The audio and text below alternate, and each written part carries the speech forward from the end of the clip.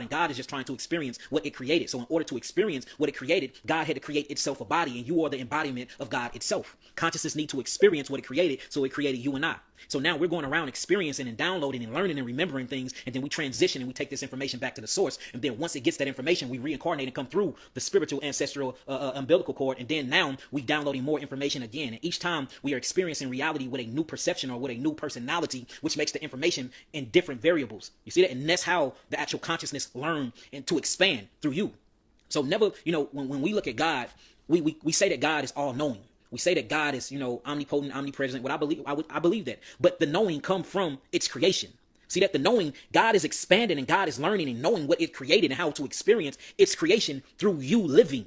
And a lot of y'all are not living because your diet is stopping you from experiencing. Your diet is stopping you from living. A lot of y'all are not living and traveling because the neighborhoods you in got gangbangers and you can't go 2 blocks over, you'll be murdered. A lot of y'all are not living and experiencing because you have never been on a plane. You're afraid. You're scared to fly. You're scared of water. You're scared to get on a boat. A lot of y'all are in hospitals, can't eat certain things. Pancreas is messed up. A lot of us have been put into a simulation. And when you really start looking at, culture, and this is the reason why we have to reinvent our culture, because culture is created for problem solving, right? If you look at the root word for culture, it comes from cultivation. Cultivation is what you do to a land. So you cannot have a culture without a land because you have to cultivate that land. So essentially a culture means growth. So how can you say we doing this for the culture or we are part of the African culture and the African culture is not growing, or the indigenous African culture, whatever y'all want to identify with, it's not growing and not expanding? If you're not growing and you're not expanding, that means that you're not utilizing the knowledge or the information that you're experiencing because you're experiencing the wrong information. And then we talk about consciousness all the time, how we need to revamp the consciousness of indigenous African people. Well, consciousness actually comes from the word knowing. Knowing comes from the word knowledge. Knowledge means to know the ledge. That means you have a logical brain and you have your creative brain that thinks in the balance of my eye. So if I step off this building, gravity is going to make me bust my head and die. So I know the ledge, meaning I have knowledge. Now, once you have knowledge and you apply this and you step away from the ledge, that means you realize that it had a wide dome. This is where you get the word wisdom from. So with the application of knowledge, you gain wisdom. You only can gain wisdom by the application of knowledge, but you can't know anything that if you don't have conscience. You have to be. That's what conscious means. It means to know.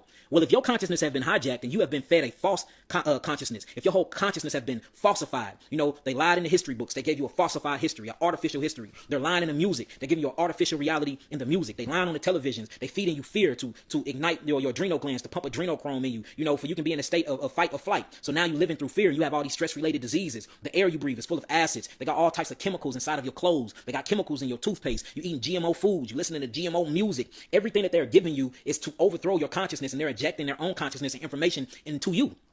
So if you constantly living that out, then that means you are totally unaware of who you truly are. And that brings us back to the identity crisis, because if you know who you are, and we're talking about nation building, I'm not talking about individuality. There's no such thing as that. Everything is social. Everything is systematic. There's no such thing as individuality, or I'm an independent man, or independent woman. You are your group. Your group is your tribe. Your tribe is your culture.